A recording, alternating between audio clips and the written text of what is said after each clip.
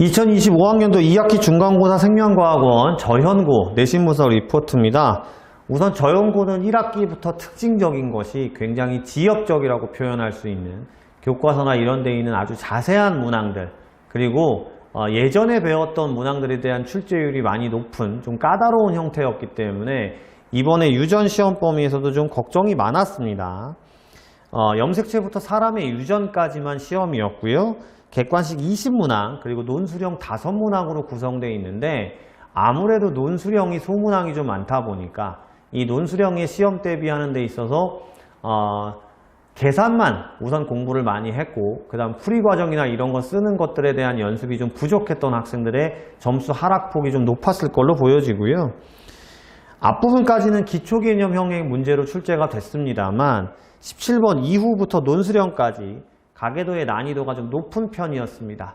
수능 특강의 3점짜리 수준뿐만 아니라 고3 수능 모의고사에서 좀 고난이도, 소위 킬러라고 하는 문제 형태도 많이 보여졌기 때문에 1등급은 90점이었습니다만 학교 평균은 46점에 불과하게 나타나는 걸로 보여집니다.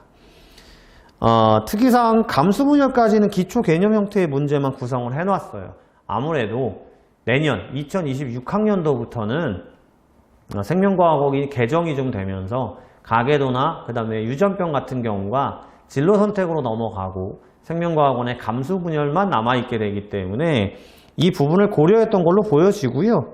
그러다 보니까 올해 시험에서는 가계도에서 등급을 나누겠다라는 의지가 확실히 보여진 것 같고요.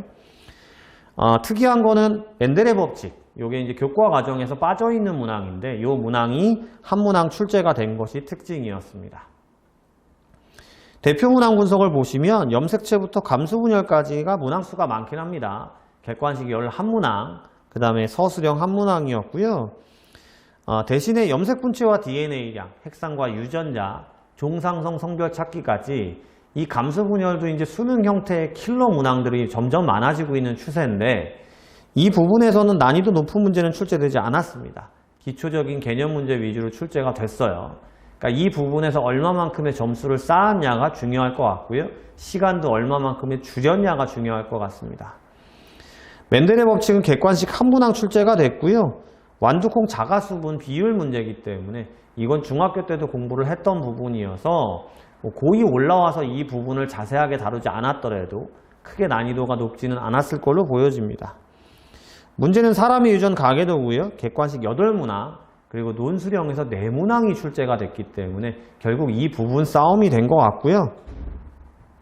17번부터 각각의 문제가 객관식과 논술형이 결합되어 있습니다. 그러니까 지문은 하나 있는데 문항은 2개가 되는 거기 때문에 하나의 지문 해석에 따라서 두 문항의 점수가 다 나타나는 이런 형태의 문제로 출제가 됐고요. 17번 복대립, 18번 다인자, 19, 20번 가계도와 유전자 DNA 상대량 문제는 다른 문제에 대해서 복잡하게 여겨질 수는 있을 수 있습니다만 기출 빈도가 높은 문항이었고요.